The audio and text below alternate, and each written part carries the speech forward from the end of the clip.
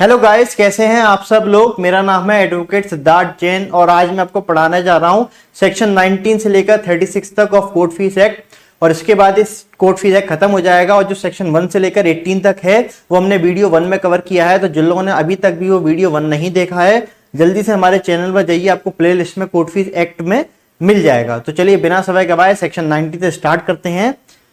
तो सेक्शन 19 बात किसकी करता है? सेक्शन 19 बात करता है एग्जेम्प्टेड डॉक्यूमेंट्स की। मतलब अभी तक हमने, अगर जिन लोगों ने 1 से लेकर 18 तक पढ़ रखा है या नहीं भी पढ़ रखा तो सुन लीजिए एक बात कि जो एग्जेम्प्टेड डॉक्यूमेंट वो डॉक्यूमेंट होते हैं कि कोर्ट फीस एक्ट में हर डॉक्यूमेंट पे फीस लगती है, चाहे वो डॉक्यूमेंट कोर्ट में जमा होता हो या किसी पब्लिक ऑफिस में जमा होता हो।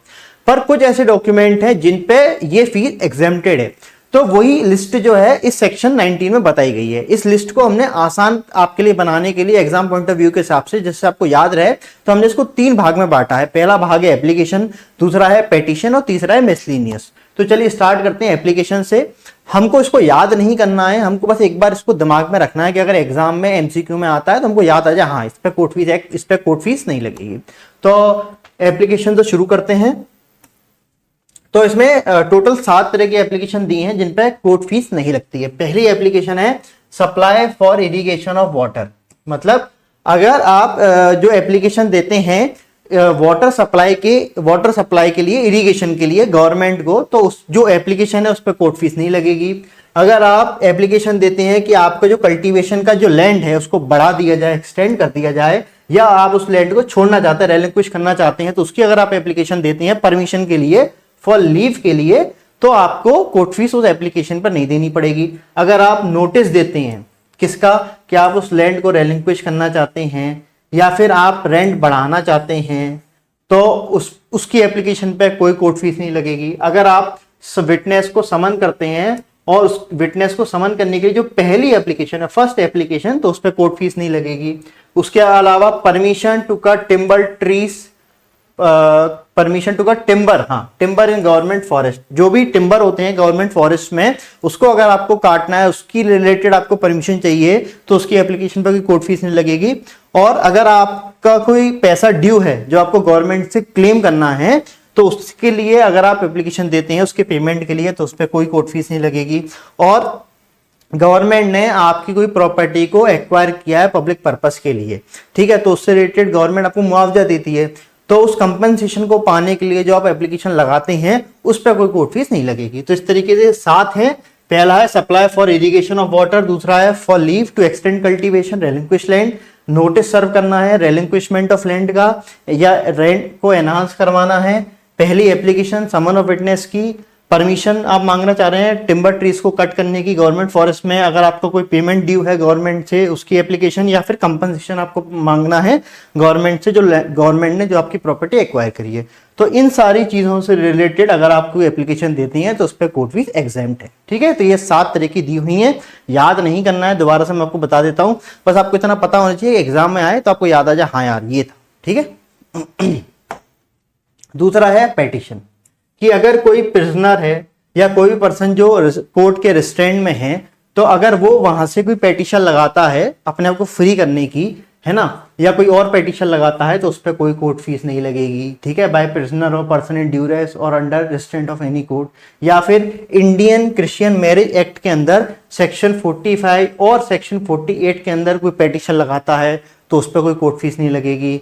या फिर कोई एप्लीकेशन आप लगाते हैं, कोई पेटिशन आप लगाते हैं, किसको, कलेक्टर को या किसी ऐसे ऑफिसर को जो सेटलमेंट कर रहा है लैंड रेवेन्यू का, किसके लिए एप्लीकेशन लगाते हैं, अपने जो लैंड है उसके असेसमेंट के लिए, ठीक है, उसमें जो लैंड में जो कोई राइट है उसका सेटलमेंट कराने के लिए, या कोई इंटरेस्ट है उसका सेटलमेंट कराने के लिए, बट फाइनल सेटलमेंट से पहले। अगर आप लोगों ने MPLRC पढ़ा होगा तो उसमें जब उसमें एक सेटलमेंट होता है, बेसिक सेटलमेंट में क्या होता है कि पूरा एक गांव होता है, उस गांव में किसके नाम पे कितनी जमीन है, उस जमीन पे कितना लैंड रेवेन्यू आना है, तो उससे रिलेटेड पूरा एक सर्वे होता है। वो सर्वे जो है रेवेन्यू ऑफिसर्स करते हैं, ठीक है। रेवेन्यू ऑफिसर एक DSO पोस्ट है, डिस्ट्रिक्ट सर्वे ऑफिसर, जो कलेक्टर के इक्विवेलेंट होता है, या दूसरे रेवेन्यू ऑफिसर होते हैं वो लोग करते हैं।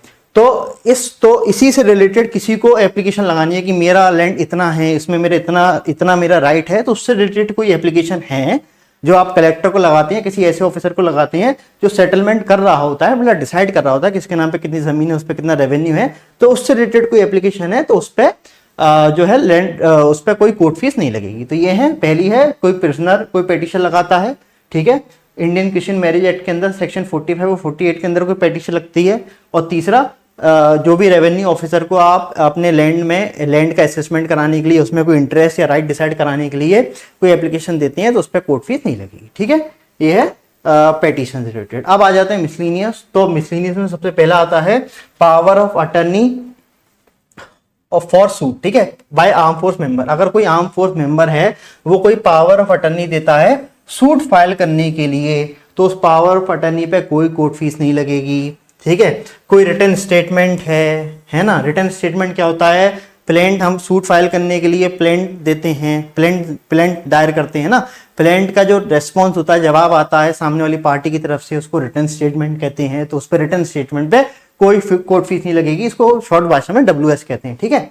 उसके अलावा कोई भी रिटर्न अथॉरिटी आप देते हैं अपने एजेंट को टू डिस्ट्रेन, डिस्ट्रेन का मतलब होता है सीज करना, कि मान लीजिए आपका राइट है किसी प्रॉपर्टी को सीज करने का, तो वो अथॉरिटी आप अपने एजेंट को देते हैं। तो वही है, अगर आप कोई रिटर्न में अथॉरिटी देते हैं अपने एजेंट को डिस्ट्रेन करने के लिए, तो उस पर कोई कोर्ट फीस नहीं लगेगी उस रिटर्न अथॉरिटी पे। कोई बेल बॉन्ड या रिकॉग्निजेंस पे कोई कोर्ट फीस नहीं लगेगी। बेल बॉन्ड और रिकॉग्निजेंस को हिंदी में बोलते हैं मुचलका। बेल बॉन्ड में क्या होता है, सिक्योरिटी होती है, कोई और आदमी आके सिक्योरिटी देता है कि हाँ ये पर्सन जो है कोर्ट में आता रहेगा, कोर्ट की हर प्रोसीडिंग को अटेंड करेगा, है ना, और इसको मैं सिक्योर करता हूं। अगर ये नहीं आता है तो मेरी जो प्रॉपर्टी है वो जो है जब्त आप कर सकते हैं, जो भी अमाउंट पे आप इसको छोड़ रहे हैं वो अमाउंट से रिलेटेड ये मेरी प्रॉपर्टी है, इसको आप जब्त कर सकते हैं अगर मैं पैसा नहीं भरता हूं तो। और रिकॉग्निजेंस क्या होता है, सेल्फ बॉन्ड, जो बेल पे रिलीज हो रहा होता है वही लिख के देता है कि मैं एक अंडरटेकिंग होती है कि मैं प्रॉपर कोर्ट में जब मुझे बुलाया जाएगा तो मैं आऊंगा। तो बेसिकली इतना समझिए, बेल बॉन्ड में सिक्योरिटी होती है, कोई पर्सन होता है जो आप जो बेल पे छूट रहा होता है उसके ब्याह पे सिक्योरिटी देता है। और रिकॉग्निजेंस मुचलका, जिसमें जो छूट रहा होता है जेल से वो खुद ही सेल्फ अंडरटेकिंग देता है, उसको कोई सिक्योर नहीं करता, ठीक है। तो this is basically a self undertaking and this is bail bond is, ये जो है इसको सिक्योर किया जाता है किसी सिक्योरिटी द्वारा, ठीक है। तो बेल बॉन्ड या रिकॉग्निजेंस अगर होता है तो उस पर कोई कोर्ट फीस नहीं लगेगी। उसके अलावा प्रोबेट हो गया या लेटर ऑफ एडमिनिस्ट्रेशन हो गया, अगर जिस प्रॉपर्टी के लिए आप प्रोबेट अप्लाई कर रहे हैं, जिस प्रॉपर्टी के लिए आप LOA letter of administration apply कर रहे हैं, उस प्रॉपर्टी की जो वैल्यू है वो 1000 रुपए से ऊपर नहीं है, तो उस केस में कोर्ट फीस नहीं लगेगी, ठीक है। प्रोबेट और लेटर ऑफ एडमिनिस्ट्रेशन क्या होता है मैं आपको आगे समझाऊंगा जब हम 19A से लेकर 19K तक पढ़ेंगे चैप्टर 3 में, ठीक है। अब आ जाते हैं, अगर आप कंप्लेंट करते हैं पब्लिक सर्वेंट की, तो जो कंप्लेंट है उस पर कोई कोर्ट फीस नहीं लगेगी। या अगर कोई प्लेंट है ना, before collector under Madras regulation, मुझे नहीं पता ये रिलेवेंट है आज की डेट में या नहीं है, पर ठीक है एग्जाम में अगर आ जाए MCQ में तो आप याद रखना कि जो अगर कोई प्लेंट है जो कलेक्टर के सामने देनी है अंडर मद्रास रेगुलेशन, तो उस पर भी कोर्ट फीस नहीं लगेगी, ठीक है। तो इसको भी आप याद रखना MCQ के हिसाब से कि पावर ऑफ अटर्नी किससे रिलेटेड, सूट फाइल करने के लिए बाय आर्म फोर्स मेंबर कोई कोर्ट फीस नहीं है, रिटर्न स्टेटमेंट पे कोई कोर्ट फीस नहीं है, रिटर्न अथॉरिटी एजेंट को टू डिस्ट्रेन कोई कोर्ट फीस नहीं है, बेल बॉन्ड या रिकॉग्निजेंस पे कोई कोर्ट फीस नहीं है, प्रोबेट लेटर ऑफ एडमिनिस्ट्रेशन जिसमें वैल्यू ऑफ प्रॉपर्टी 1000 रुपए से ऊपर नहीं है, कोई कोर्ट फीस नहीं है। कंप्लेंट करनी है पब्लिक सर्वेंट की, उस कंप्लेंट पर कोई कोर्ट फीस नहीं है। अगर कोई प्लेंट है कलेक्टर के सामने अंडर मद्रास रेगुलेशन तो कोई कोर्ट फीस नहीं है, ठीक है। तो ये हो गया सेक्शन 19। ध्यान रखना, इसका नंबर भी याद रखना, और इसका नंबर तो याद रखना ही रखना, और जो अंदर की कंटेंट है बस आपको पता होना चाहिए कि आप MCQ में आए तो आप पहचान पाए, ठीक है। अब बढ़ते हैं आगे। इसमें एक बीच में चैप्टर आता है, चैप्टर 3 जो बात करता है प्रोबेट की, लेटर ऑफ एडमिनिस्ट्रेशन की और सर्टिफिकेट ऑफ एडमिनिस्ट्रेशन की, इसको हम बाद में पढ़ेंगे, ठीक है। अभी हम चैप्टर 4 से शुरू करते हैं। चैप्टर 4 बात करता है प्रोसेस फीस की। प्रोसेस फीस क्या होती है कि कोर्ट में कोई भी प्रोसेस जो होती है, चाहे समन सर्व करना हो, वारंट हो या एग्जीक्यूशन प्रोसीडिंग्स होती है, तो उससे रिलेटेड रूल्स बनाने वाली जो चीजें हैं वो ये चैप्टर 4 डील करता है, जो सेक्शन 20 से लेकर 24 तक दे रहा है, ठीक है। तो जो भी कॉस्ट ऑफ प्रोसेस, जो प्रोसेस है उसकी जो कॉस्ट है, मतलब उस प्रोसेस की क्या कॉस्ट होगी, इससे रिलेटेड रूल कौन बनाएगा, इससे रिलेटेड रूल बनाएगा हाई कोर्ट। उसको कंफर्म कौन करेगा, उसको कंफर्म करेगी स्टेट गवर्नमेंट, और कंफर्म करने के बाद उन रूल्स का हो जाएगा पब्लिकेशन, ठीक है। अब हाई कोर्ट किससे रिलेटेड रूल बनाएगा, हाई कोर्ट बनाएगा जो भी प्रोसेस है ना, उससे रिलेटेड प्रोसेस किस किस तरह की हैं, एक है सर्विंग प्रोसेस, एक है एग्जीक्यूटिंग प्रोसेस। ठीक है, सर्विंग प्रोसेस का एग्जांपल है कि जैसे समन सर्व करना हो गया, तो ये समन वगैरह हो गया, ये सर्विंग प्रोसेस में आते हैं। एग्जीक्यूटिंग मतलब जैसे मान लीजिए वारंट हो गया या कोई एग्जीक्यूटिंग प्रोसीडिंग्स हो गई, तो वो एग्जीक्यूटिंग में आती है। ठीक है, फिर आ जाता है प्यून की जो सैलरी होती है, जो कोर्ट के अंदर काम करते हैं, तो उनसे रिलेटेड रूल्स भी हाई कोर्ट बनाएगा। अब ये जो प्रोसेस फीस की बात चल रही है, ये जो प्यून के रेम्यूनरेशन की बात चल रही है, इसमें कौन कौन से कोर्ट आएंगे? तो इसमें हाई कोर्ट आएगा, सिविल कोर्ट आएगा, क्रिमिनल कोर्ट आएगा और रेवेन्यू कोर्ट भी आएगा। ये आएगा ना, रेवेन्यू कोर्ट भी आएगा, इसको मत भूलना।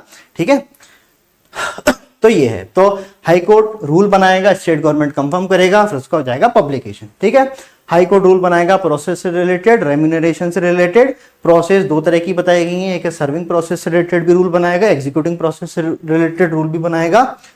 और जो रूल बना रहा है हाई कोर्ट, वो कौन कौन से कोर्ट के लिए बना रहा है? हाई कोर्ट के लिए बना रहा है, सिविल कोर्ट के लिए बना रहा है, क्रिमिनल कोर्ट के लिए बना रहा है और रेवेन्यू कोर्ट के लिए बना रहा है। ठीक है, यहां तक क्लियर। अब आगे बढ़ते हैं। आगे है कि हाई कोर्ट ने जब रूल बना लिए, तो वो जो टेबल है जो हाई कोर्ट ने बनाई है रूल से रिलेटेड, उसको कोर्ट का जो भी कॉन्स्पिक्यूअस पार्ट होगा, मतलब जो एक कॉमन पार्ट होगा जिस पे सबकी नजर जाती होगी, वहां पर उसको चिपका दिया जाएगा।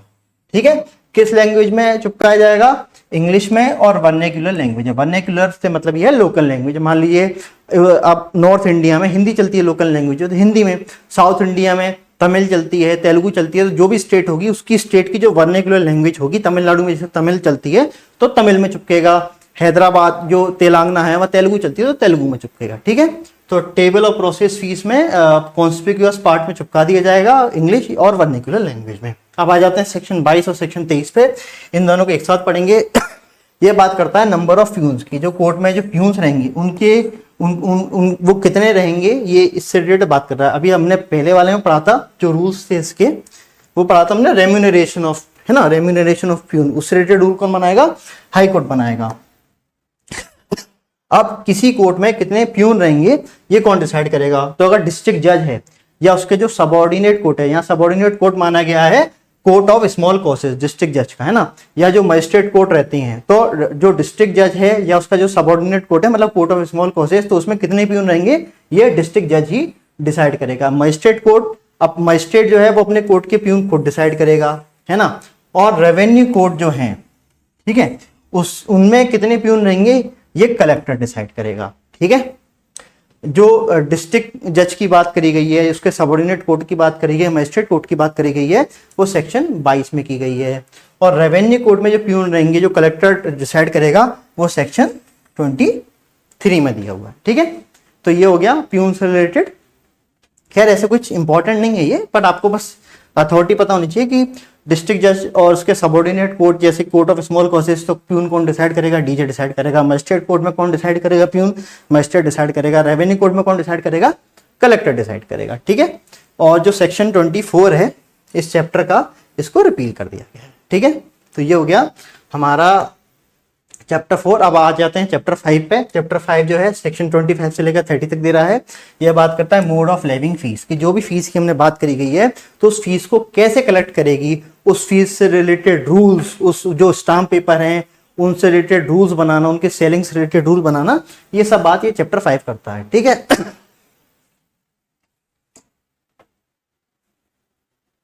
सॉरी, सेलिंग से रिलेटेड बात नहीं करता, बेसिकली रिकवर कैसे होंगे उसकी बात ये करता है कि जो भी फीस है उसको कैसे आप कलेक्ट करेंगे, उससे रिलेटेड ये चैप्टर 5 बात करता है ना। अब ये जो सेक्शन 25 है, सेक्शन 25 बात करता है कि जो फीस है वो कैसे कलेक्ट होगी। तो फीस कलेक्ट होगी स्टाम्प के थ्रू और ई ट्रांसफर के थ्रू। ई ट्रांसफर किसको होगा? स्टेट गवर्नमेंट को होगा। ठीक है, तो कोई भी फीस कलेक्ट होगी या फिर तो स्टाम्प पेपर के थ्रू होगी या फिर ई ट्रांसफर के थ्रू होगी। ई ट्रांसफर किसको होगा? स्टेट गवर्नमेंट को होगा। तो यहाँ भी आ रहा है ना, ई ट्रांसफर जहाँ कोर्ट फीस एक्ट में है तो स्टेट गवर्नमेंट टिक कर देना। ठीक है, अब आ जाते हैं सेक्शन 26 पे। सेक्शन 26 बात करता है कितने तरह के स्टाम्प होती हैं। तो 3 तरह के स्टाम्प बताए गए हैं, एक है impress stamp, adhesive stamp, partly impress, partly adhesive. Impress stamp वो होते हैं कि आपने देखा होगा कि कई ऐसे कागज देखे होंगे स्टाम्प वाले जहां पर ऊपर लिखा रहता है 20 रुपए का स्टाम्प, 100 रुपए का स्टाम्प, 50 रुपए का स्टाम्प, तो वो स्टाम्प को कहते हैं हम इम्प्रेस स्टाम्प। मतलब वहां पर उस डॉक्यूमेंट में ही छपी हुई है कि कितने रुपए के स्टाम्प पेपर है। एक होता है एडिसिव स्टाम्प, अगर आप कोर्ट में गए होंगे तो काफी सारे डॉक्यूमेंट होंगे उन पर हम टिकट चिपकाते हैं, है ना। तो जो चिपकाते हैं वो होते हैं एडेसिव स्टाम्प, है ना। और पार्टली इम्प्रेस और पार्टली एडेसिव भी होते हैं। पार्टली इम्प्रेस और पार्टली एडेसिव वो होते हैं कि जहां पर जो स्टाम्प पेपर है 100 रुपए वाला, उस पर हम टिकट भी चिपका रहे हैं, तो वो हो जाता है पार्टली इम्प्रेस और पार्टली एडेसिव। ठीक है, तो ये हो गया टाइप्स ऑफ स्टाम्प, सॉरी, है ना। अब आ जाते हैं सेक्शन 27 पे। सेक्शन 27 बात करता है रूल किससे रिलेटेड, सप्लाई से रिलेटेड, नंबर से रिलेटेड, रिन्यूअल से रिलेटेड ऑफ स्टाम्प। ये कौन बनाएगा, ये अप्रोप्रिएट गवर्नमेंट बनाएगी। जहां भी कोर्ट फीस एक्ट में बस एक ही जगह हाई कोर्ट है जो बात करता है प्रोसेस फीस से रिलेटेड, वहां पर हाई कोर्ट रूल बना रहा है। बाकी हर जगह जो भी रूल बना रहा है वो अप्रोप्रिएट गवर्नमेंट रूल बना रहा है। स्टेट गवर्नमेंट मत टिक कर देना, बहुत ध्यान रखना, अप्रोप्रिएट गवर्नमेंट ही है हर जगह। ठीक है, बस एक ही जगह हाई कोर्ट है प्रोसेस फीस से रिलेटेड, और ई ट्रांसफर में आता है स्टेट गवर्नमेंट। बाकी सब जगह जो भी है अप्रोप्रिएट गवर्नमेंट है। ठीक है, स्टाम्प से रिलेटेड, है ना। अब तो ये हो गया रूल जो भी बना रहा है सप्लाई से रिलेटेड, नंबर से रिलेटेड, रिन्यूएबल से रिलेटेड, स्टाम्प के वो कौन बना रहा है, एप्रोप्रिएट गवर्नमेंट बना रहा है ना। अब सेक्शन 28, इसका नंबर बहुत ज्यादा इंपॉर्टेंट है, पूछा जाएगा कि स्टैंपिंग डॉक्यूमेंट इनएडवर्टेंटली रिसीव, कि ऐसे डॉक्यूमेंट जो प्रॉपर्ली स्टैंप नहीं है पर उनको गलती से रिसीव कर लिया गया है, तो उस केस में क्या होगा। उस केस में जो डॉक्यूमेंट है वो वैलिड नहीं रहेंगे, पर अगर गलती से रिसीव हुए हैं तो अगर नॉर्मल कोर्ट है, डिस्ट्रिक्ट वगैरह का कोर्ट है, तो जो प्रिसाइडिंग जज होता है वो, पब्लिक ऑफिस है तो जो हेड ऑफ ऑफिस है वो, और हाई कोर्ट है तो कोई भी हाई कोर्ट का जज, वो ये डायरेक्ट कर सकता है कि जो डॉक्यूमेंट इनको प्रॉपर तरीके से स्टाम्प किए जाएं, और एक बार वो प्रॉपर तरीके से स्टाम्प अगर हो जाते हैं तो वो प्रोसीडिंग वैलिड मानी जाएगी। जैसे मान लीजिए शुरू से ही ये डॉक्यूमेंट में प्रॉपर कोर्ट फीस पे कर दी गई थी। ठीक है, तो ये नंबर बहुत इंपॉर्टेंट है, स्टाम्पिंग डॉक्यूमेंट इनएडवर्टेंटली रिसीव्ड। ठीक है, कौन कौन इसमें आदेश कर सकता है प्रॉपर कोर्ट फीस पे करने का, प्रिसाइडिंग जज कर सकता है, हेड ऑफ ऑफिस कर सकता है, हाई कोर्ट के केस में कोई भी जज कर सकता है। ठीक है, ये हो गया सेक्शन 28। अब आ जाते हैं सेक्शन 28A पे। ये बात करता है रिकवरी ऑफ डेफिसिट और अनपेड कोर्ट फीस। ये कब बात करता है रिकवरी की, जब जो है केस डिस्पोज ऑफ हो चुका है, केस में फैसला आ चुका है, उसके बाद पता चलता है यार कोर्ट फीस पे नहीं करी गई थी। ठीक है, तो उस केस में जो पब्लिक ऑफिसर है जिसको ये पता चलिए कि यार कोर्ट फीस जो है प्रॉपर पे नहीं करी गई है, वो किसको रिपोर्ट करेगा। अगर सिविल और क्रिमिनल कोर्ट है तो जो प्रिसाइडिंग ऑफिसर होता है कोर्ट का, मतलब कि जज, उसको रिपोर्ट करेगा। और अगर रेवेन्यू कोर्ट है तो जो रेवेन्यू ऑफिसर होते हैं उनको जो है रिपोर्ट करेगा कि भैया कोर्ट फीस पे नहीं करी गई है। फिर ये प्रिसाइडिंग ऑफिसर या रेवेन्यू ऑफिसर क्या करेंगे, ये एक शो कॉज नोटिस इशू करेंगे उस पर्सन को जिसको कोर्ट फीस पे करनी है। ठीक है, अगर उसके जवाब से ये लोग सेटिस्फाइड नहीं रहते हैं तो उसको कहेंगे कि भैया जो कोर्ट फीस आपने पे नहीं करी है उसको पे करें, उसको ऑर्डर देंगे पे करने का। और अगर वो फेल हो जाता है पे करने में, फेल्स टू पे, तो उससे कैसे रिकवर होगी वो court fees, as an arrear of land revenue. जब भी रिकवरी की बात आए तो हमेशा लगाना कि रिकवरी कैसे होगी, as an arrear of land revenue, आंख बंद करके। ठीक है, तो ये हो गया सेक्शन 28A। नंबर बहुत इंपॉर्टेंट है, कब कोर्ट फीस ये रिकवर हो रही है, जब केस डिस्पोज ऑफ हो चुका है, प्रिसाइडिंग ऑफिसर या revenue officer show cause notice issue करेंगे, और जहां वो सेटिस्फाई नहीं होते तो ऑर्डर कर देंगे, ऑर्डर के बाद भी पे नहीं करता रिकवर हो जाएगा as an arrear of land revenue. ठीक है, अब आ जाते हैं सेक्शन 29। सेक्शन 29 बताता है अमेंडेड डॉक्यूमेंट की। नंबर भी इंपॉर्टेंट है कि डॉक्यूमेंट अमेंड हुआ है ओरिजिनल इंटेंशंस को कंफर्म करने के लिए। मतलब डॉक्यूमेंट में ऐसी कुछ जो डॉक्यूमेंट की ड्राफ्टिंग हुई थी उससे जो पार्टीज का ओरिजिनल इंटेंशन था उस डॉक्यूमेंट को एग्जीक्यूट करने के पीछे वो निकल के नहीं आ रहा था, तो उस ओरिजिनल इंटेंशन को डॉक्यूमेंट में प्रॉपर साफ साफ लिखा जाए, उसको सामने लाया जाए। तो उसके रिगार्डिंग अगर आप डॉक्यूमेंट में अमेंडमेंट करते हैं तो आपको कोई भी फ्रेश स्टाम्प लगाने की जरूरत नहीं है, जो पुराने स्टाम्प आपने दिए हैं उसी से काम हो जाएगा अगर अमेंडमेंट हुआ है सिर्फ ओरिजिनल इंटेंशन को बाहर निकालने के लिए। ठीक है, तो अमेंडेड डॉक्यूमेंट सेक्शन 29 इंपॉर्टेंट है। अमेंड क्यों हो रहा है, ओरिजिनल इंटेंशन के लिए, तो उस केस में कोई फ्रेश स्टाम्प नहीं लगेगा, पुराने स्टाम्प से काम हो जाएगा। अब बात करते हैं सेक्शन 30 की, कैंसिलेशन ऑफ स्टाम्प। अब कैंसिलेशन से आप समझ रहे होंगे क्या स्टाम्प कैंसिल हो गया, नहीं। क्या होता है, जब भी हम डॉक्यूमेंट जमा करते हैं स्टाम्प फीस के साथ, तो उस डॉक्यूमेंट को, तो उस स्टाम्प को सबमिट करने का यहाँ मतलब है कैंसिल करना, मतलब उस स्टाम्प पेपर को डिस्ट्रॉय कर दिया जाता है, तो उसी को कहते हैं कैंसिल करना। ठीक है, तो कैंसिलेशन से मतलब ये सबमिट हो गया प्रॉपर तरीके से। ठीक है, तो कैंसिलेशन ऑफ स्टाम्प ये कौन करता है, जो भी ऑफिसर होता है जिसको जिसको हम डॉक्यूमेंट जमा करते हैं, जो अपॉइंटेड होता है वो इस स्टाम्प के पेपर को कैंसिल करता है। अगर ऑफलाइन अगर स्टाम्प है तो कैसे करेगा stamp cancel? Punching out the figure head. ठीक है, जो मैंने बताया ना डॉक्यूमेंट में ऊपर लिखा रहता है 50 रुपए का स्टाम्प है, 100 रुपए का स्टाम्प है, तो उसको उस जो नंबर वाला एरिया है उसको फाड़ देगा। ठीक है, और फाड़ने के बाद उसको जला देगा या किसी और तरीके से डिस्पोज ऑफ कर देगा। और अगर ई ट्रांसफर के थ्रू जो है कोर्ट फीस पे करी गई है तो वो क्या करेगा? वेरीफाई करेगा, देखेगा कि भैया कोर्ट कंप्यूटर में देखेगा कि कोर्ट फीस पे करी गई है नहीं करी गई है। अगर कोर्ट फीस पे कर दी गई है तो उसकी एंट्री को लॉक कर देगा और एंडोर्समेंट कर देगा कि हाँ कोर्ट फीस पे हो गई है। ठीक है, तो अगर स्टाम्प है तो punching out the figure head, उसको फिगर हेड को क्या करेगा? बंद कर जला देगा या फिर अदर तरीके डिस्पोज ऑफ कर देगा। और अगर ई ट्रांसफर है तो वेरीफाई कर देगा, पेमेंट को लॉक कर देगा और एंडोर्समेंट कर देगा। तो नंबर बहुत इंपॉर्टेंट है। ठीक है, और ये पता होना चाहिए स्टैम्प की पेपर स्टैम्प है तो क्या करेगा, ई ट्रांसफर है तो क्या करेगा। तो ये हो जाता है चैप्टर 5 खत्म। अब बात करते हैं चैप्टर 6 से। चैप्टर 6 जो है मिसलिनियस है, सेक्शन 31 से लेकर 36 तक दिया हुआ है और जिसमें सेक्शन 31 से लेकर 32 जो है वो रिपील हो चुका है। ठीक है, अब आ जाते हैं सेक्शन 33 पे। तो सेक्शन 33 बात करता है कि अगर क्रिमिनल केस में कोई डॉक्यूमेंट सबमिट हुआ जिस पे कोर्ट फीस प्रॉपर पे नहीं करी गई है, पर अगर उस डॉक्यूमेंट को रिजेक्ट कर देंगे, उसके बेसिस पे एक्शन नहीं लेंगे तो फेलर ऑफ जस्टिस हो जाएगा। तो जो प्रिसाइडिंग जज है, प्रिसाइडिंग जज जो है फेलर ऑफ जस्टिस को रोकने के लिए, अगर उसको लगता है कि फेलर ऑफ जस्टिस हो जाएगा तो उसको रोकने का, उसको लगता है इसको रोकना जरूरी है, तो फिर वो डॉक्यूमेंट बिना कोर्ट फीस के भी एडमिट कर लेगा और उस केस में सेक्शन 4 और सेक्शन 6 इस कोर्ट फीस एक्ट के अप्लाई नहीं होंगे। सेक्शन 4 बात करता है हाई कोर्ट के जुरिसडिक्शन के बारे में और सेक्शन 6 बात करता है डिस्ट्रिक्ट कोर्ट और पब्लिक ऑफिसेस में जो फीस जमा होती है उससे रिलेटेड बात करता है। ठीक है, तो सेक्शन 4 ये कहता है कि कोई भी डॉक्यूमेंट हाई कोर्ट में जमा नहीं होगा जब तक उस पर प्रॉपर कोर्ट फीस जमा नहीं करी गई है। और सेक्शन 6 बात करता है कोई भी डॉक्यूमेंट पब्लिक ऑफिस में या डिस्ट्रिक्ट कोर्ट में जमा नहीं होगा जब तक उस पर प्रॉपर कोर्ट फीस अप्लाई नहीं करी गई है, जब तक प्रॉपर उस पर कोर्ट फीस जमा नहीं करी गई है।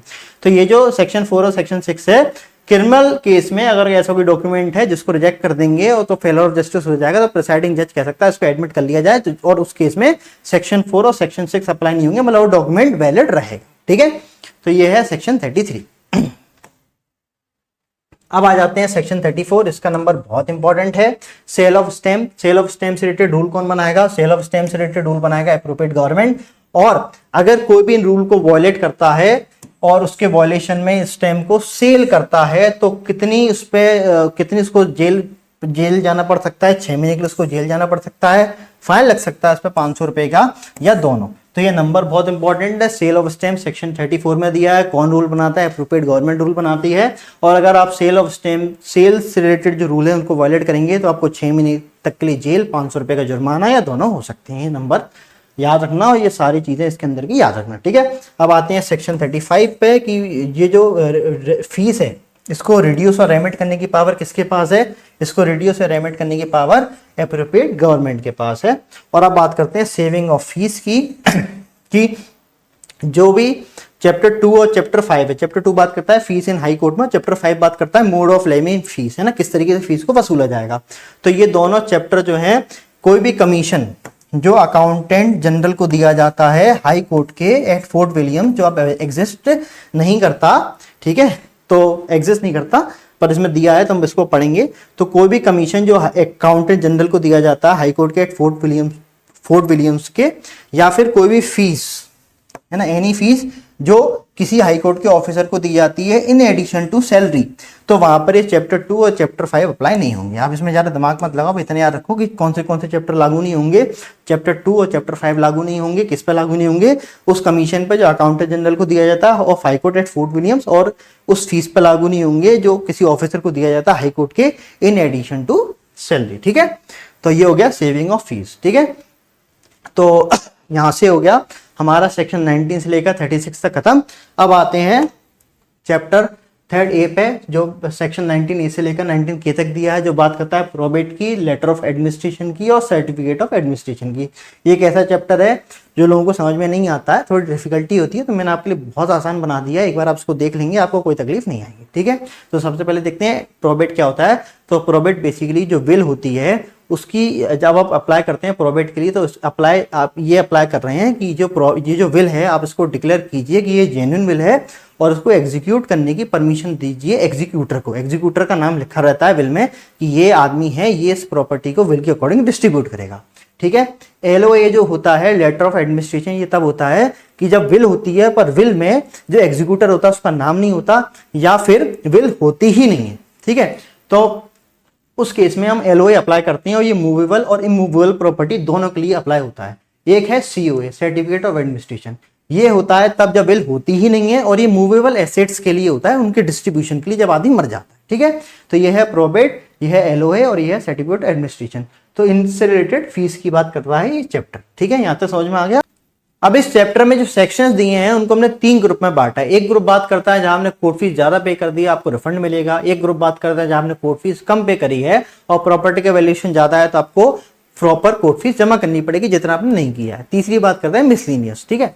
तो स्टार्ट करते हैं पहले ग्रुप से। पहला ग्रुप है 19A का और 19B का, जिसमें आपने 19A में जो है ज्यादा कोर्ट फीस पे कर दी है और प्रॉपर्टी के वैल्यूएशन है कम। तो जब ये पता चलता है कि प्रॉपर्टी के वैल्यूएशन है कम और कोर्ट फीस आपने ज्यादा जमा कर दिया, तो जब से ये पता चला है उसके विद इन 6 मंथ आपको जो है CCRA को जो है रिफंड के लिए अप्लाई करना है। CCRA का मतलब ये है चीफ कंट्रोलिंग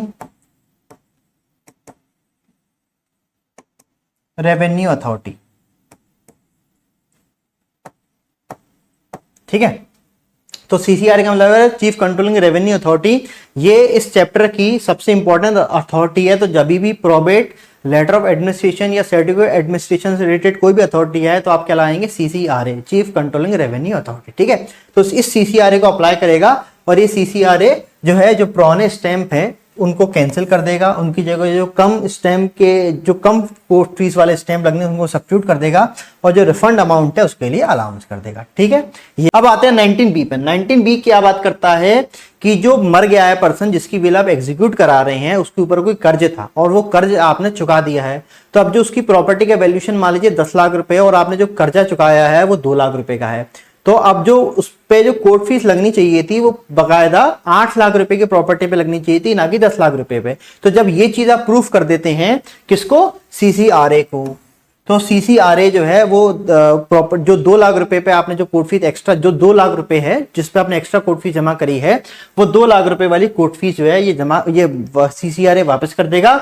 कब, जब आप इसको 3 साल के अंदर क्लेम करें। मतलब इसको ऐसा समझिए कि आपने प्रोबेट के लिए और LOA के लिए अप्लाई किया, ठीक है। जब आपने प्रोबेट और LOA के लिए अप्लाई किया और कोर्ट ने ग्रांट कर दिया, ठीक है, फिर आपने CCRA के पास गए, आपने बताया कि सर प्रॉपर्टी का वैल्यूएशन है 10 लाख रुपए, इसके ऊपर 2 लाख रुपए कर्जा था जो हमने चुका दिया। तो जब आप ये प्रूफ कर देंगे तो जो 2 लाख रुपए एक्स्ट्रा पे जो आपने कोर्ट फीस जमा करी है वो कोर्ट फीस CCRA वापस कर देगा, पर 3 साल के अंदर आपको क्लेम करना होगा। तो ये है एक ग्रुपिंग 19A की और 19B की, ठीक है, जहां पर आपको कोर्ट फीस रिफंड मिलेगी। अब आते हैं जहां पर प्रॉपर्टी के वैल्यूएशन था ज्यादा और आपने कम दिखा के कम कोर्ट फीस जमा करी है। तो यहां पर जो है CCRA आपके ऊपर पेनल्टी लगाएगा और ये पेनल्टी अगर आप इंटेंशनली ऐसा नहीं किया, विदाउट फ्रॉड किया है, तो और विद इन 6 मंथ आप ऐसी कोर्ट फीस को जमा कर देते हैं तो ये जो CCRA है ये इसको रेमिट भी कर सकता है, मतलब माफ कर सकता है इस पेनल्टी को, ठीक है। अब आ जाते हैं कि जहां पर विद इन 6 मंथ के अंदर भी आप जो है पता चलने के, भले ही आपका इंटेंशन नहीं था, आप जो है वो कोर्ट फीस को जमा नहीं करते हैं, तो सबसे पहले 1000 रुपए का अमाउंट जो है वो फोरफीट हो जाएगा, सीज हो जाएगा, मतलब आप लूज कर देंगे, राइट है ना, बस 1000 रुपए पे। और उसके अलावा जो भी डिफरेंस अमाउंट है वो डिफरेंस अमाउंट का उस डिफरेंस अमाउंट पे आपको 20% एक्स्ट्रा देना पड़ेगा, ठीक है, फर्दर सम, ठीक है, कितना, at the rate of 20% on the amount left. तो ये हो गया। तो अगर विद इन 6 मंथ आप जमा कर देते हैं, विदाउट फ्रॉड था, है ना, तो कोर्ट फीस आप जो फर्दर पेनल्टी है वो रेमिट हो जाएगी। विद इन 6 मंथ भले ही विदाउट फ्रॉड था, अगर उसके बावजूद भी अगर आप कोर्ट फीस जमा नहीं करते हैं तो आपको 1000 रुपये आपको फोरफिट कर लिए जाएंगे, प्लस जो रिमेनिंग अमाउंट है जो उस पर आपको कोर्ट फीस जमा करनी है उस पर आपको 20% एक्स्ट्रा जमा करनी पड़ेगी, ठीक है। और अगर आपने फ्रॉड से करी है, ठीक है, और विथ इन 1 ईयर आप जमा नहीं करते हैं, विथ इन 1 ईयर आप जमा कर देते हैं तो 5 गुना, और बियॉन्ड 1 ईयर है तो 20 गुना, ठीक है। अब आ जाते हैं 19H पे, ठीक है, कि जब आप एप्लीकेशन लगाएंगे प्रोबेट की या एलओए की, तो अगर वो प्रोबेट की या एलओए की एप्लीकेशन आप लगाते हैं हाई कोर्ट में, तो हाई कोर्ट उस एप्लीकेशन का नोटिस देगा सीसीआरए को, ठीक है, चीफ कंट्रोलिंग रेवेन्यू अथॉरिटी। और अगर दूसरा कोर्ट है, डिस्ट्रिक्ट कोर्ट वगैरह है, तो ये नोटिस देगा वो कोर्ट किसको, कलेक्टर को, ठीक है। और कलेक्टर जो है फिर उस केस में चाहे तो जो प्रॉपर्टी है उसका वैल्यूएशन इंस्पेक्ट कर सकता है कि आपने प्रॉपर्टी के वैल्यूएशन कोर्ट में सही दिखाया है या नहीं दिखाया है। उसके अलावा फिर उसके बाद अगर कोर्ट कलेक्टर को लगता है कि नहीं आपने प्रॉपर वैल्यूएशन नहीं दिखाया है, तो वो कह सकता है कि आप उस वैल्यूएशन को अमेंड करें। अगर आप अमेंड नहीं करते हैं तो वो कोर्ट जा सकता है, और फिर अगर कोर्ट डिसाइड करता है कि नहीं आपने प्रॉपर्टी का वैल्यूएशन कम किया है तो आपको वो पे करना पड़ेगा, ठीक है। ये है 19H। 19H बेसिकली आप याद रखना नोटिस, ठीक है। हाई कोर्ट है तो सीसीआरए, दूसरा कोर्ट है तो कलेक्टर, ठीक है। अब आ जाते हैं 19J की। 19J बात करता है कि जो भी आपने कम कोर्ट फीस जमा करी है, ये पता चल गई है और उसकी वजह से आपके ऊपर पेनल्टी लगी है, या कोई भी अमाउंट जो आपको पे करना है वो आप पे नहीं करते हैं 19E के अंदर, 19G के अंदर, 19H के अंदर, तो वो कैसे रिकवर होगा, वो होगा recover as an arrear of land revenue. उसको कौन रिकवर करेगा, कलेक्टर रिकवर करेगा। और उस अमाउंट को, जो पेनल्टी को या जो लो आपने कोर्ट फीस जमा नहीं करी है, उसको अगर रेमिट करने का अधिकार, मतलब माफ करने का अधिकार या कम करने का अधिकार किसको है, सीसीआरए को है, ठीक है। तो ये 19G। तो यहाँ तक एक ग्रुप खत्म हो गया। तो इसको आप ऐसे याद रखना, लो कोर्ट फीस और उसकी रिकवरी से रिलेटेड 19E, 19GH और 19G, ठीक है। ये ग्रुपिंग होगी। अब आते हैं आई और के पे, कि आई क्या बात करता है कि कोई भी जो ऑर्डर है प्रोबेट का या एलओए का, वो जब आप एप्लीकेशन लगाएंगे उस पर कोई डिसीजन कोर्ट नहीं देगा, कोई आपको ग्रांट नहीं करेगा प्रोबेट या लेटर ऑफ एडमिनिस्ट्रेशन, जब तक कोर्ट सेटिस्फाई नहीं हो जाता कि आपने फर्स्ट शेड्यूल के अकॉर्डिंग जो है फीस नहीं पे कर दी है। तो ये चीज याद रखना कि बाकी सब जगह आपने पढ़ा होगा कि फर्स्ट और सेकंड शेड्यूल के अकॉर्डिंग कोर्ट फीस जमा करनी है, पर प्रोबेट में, लेटर ऑफ एडमिनिस्ट्रेशन और सर्टिफिकेट ऑफ एडमिनिस्ट्रेशन में कोर्ट फीस कैसे जमा होगी, फर्स्ट शेड्यूल के अकॉर्डिंग जमा होगी। फर्स्ट शेड्यूल किसकी बात करता है, एड वैलोरम फीस की, ठीक है। अब आ जाते हैं 19K पे। 19K बात करता है कि जो सेक्शन 6 है और सेक्शन 28 है। सेक्शन 6 बात करता है फीस इन मुफस्सल कोड और पब्लिक ऑफिस में, और सेक्शन 28 बात करता है कि जो डॉक्यूमेंट है वो इनएडवर्टेंटली रिसीव हो गए हो जबकि उन पर प्रॉपर कोर्ट फीस जमा नहीं करी गई है, ठीक है। तो वो अप्लाई नहीं होते हैं प्रोबेट के केस में और लेटर ऑफ एडमिनिस्ट्रेशन के केस में, ठीक है। तो ये है पूरा चैप्टर 3A। काफ़ी मैंने आपके लिए आसान बनाने की इसको कोशिश करी है, और ये सारे सेक्शन के नंबर आप एक बार याद कर लेना, जिससे आपको याद जो है ना एग्जाम में आए तो आप लगा देना, और ग्रुपिंग करके कर लेना कि 19A और B जो है वो बात करता है जहाँ आपने ज़्यादा कोर्ट फीस जमा कर दी है, 19E, G, H, J जहाँ आपने कम कोर्ट फीस जमा करी है, और I और K जहाँ आपने ये मिसलिनियस, ठीक है। इसमें भी जो मोस्ट इंपॉर्टेंट सेक्शन है वो है 19A जहाँ आपने ज़्यादा कोर्ट फीस जमा करी है, 19E जहाँ आपने कम कोर्ट फीस जमा करी है, और बाकी ये रिकवरी वाला, ठीक है। ये जो है ये इंपॉर्टेंट, सबसे इंपॉर्टेंट नंबर है, बाकी ये सारे नंबर आप याद कर लें तो ज़्यादा अच्छा है, ठीक है। तो ये हो गया हमारा कोर्ट फीस एक्ट पूरा खत्म। और जिन लोगों ने फर्स्ट वीडियो नहीं देखा है 1 से लेकर 18 तक, उसको देख लीजिए। और अगर आपने हमारे चैनल सिद्धार्थ जैन लॉ को अभी तक सब्सक्राइब नहीं किया है तो सब्सक्राइब भी कर लीजिए, और हमको इंस्टाग्राम पर भी फॉलो कर लीजिए adb.सिद्धार्थ जैन लॉ के नाम से। और इसी टाइप के वीडियोस हम लाते रहेंगे, तो जुड़े रहिए हमारे चैनल के साथ। Thank you for watching, bye.